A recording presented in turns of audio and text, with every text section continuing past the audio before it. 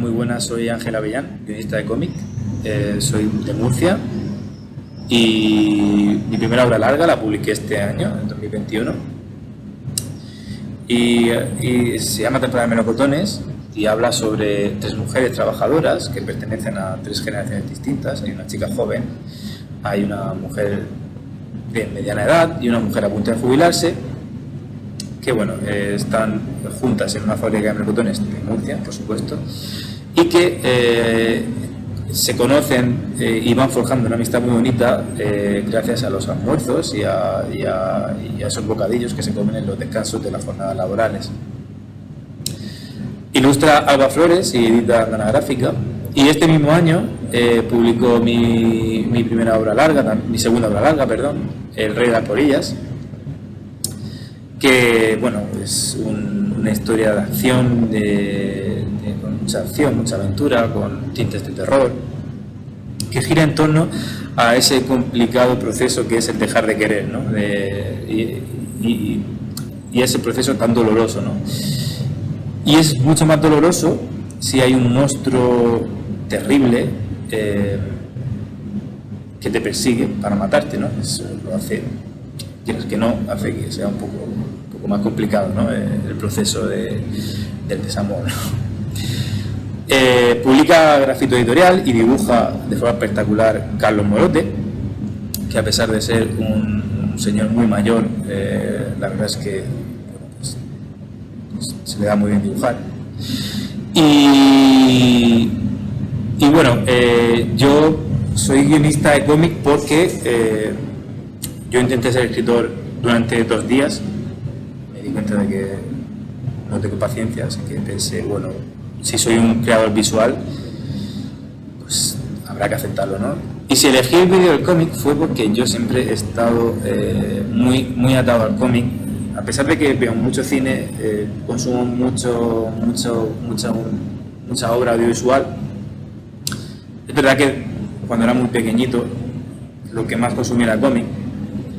Y bueno, empecé mi primer referente por antonomasia, evidentemente el de siempre, Ibáñez, Escobar, Bruguera en general, pero mi primer referente adulto fue Montéis, porque yo recuerdo que engañé un poco a mi madrina para que me comprara el jueves. Le dije, mira, esto son caricaturas, no tiene nada malo, y no le dije que había señoras desnudas dentro, ¿no?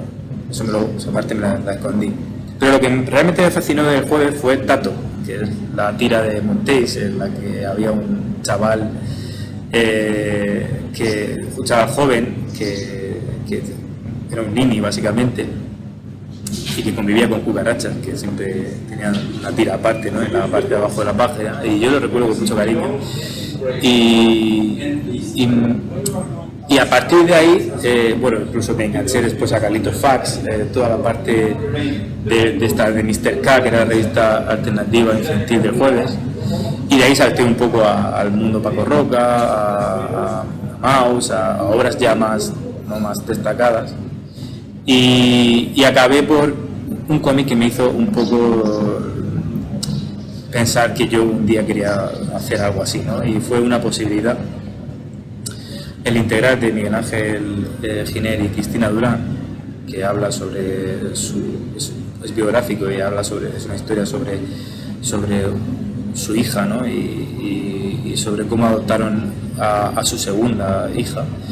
Y bueno, ahí encontré formas de lenguaje que entendía que no se podían hacer de una manera si no fuese un cómic.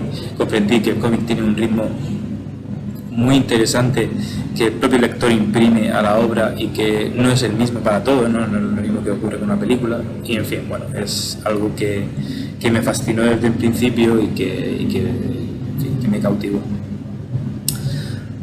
Bueno, espero, tengo pendientes algunos proyectos futuros, como Lo que más miedo te dé con Luis Armand Villalba, que editará GP Ediciones en 2022, y algunos proyectos más que surgirán, que están en proceso y que pronto podré enseñar. Y nada, decir que viva la biblioteca. Si quienes si no llegaseis por la Comiteca de la región de Murcia, pues yo a lo mejor no estaría escribiendo cómics. Así que, por favor, visitad las bibliotecas y apoyadla mucho. Un saludo.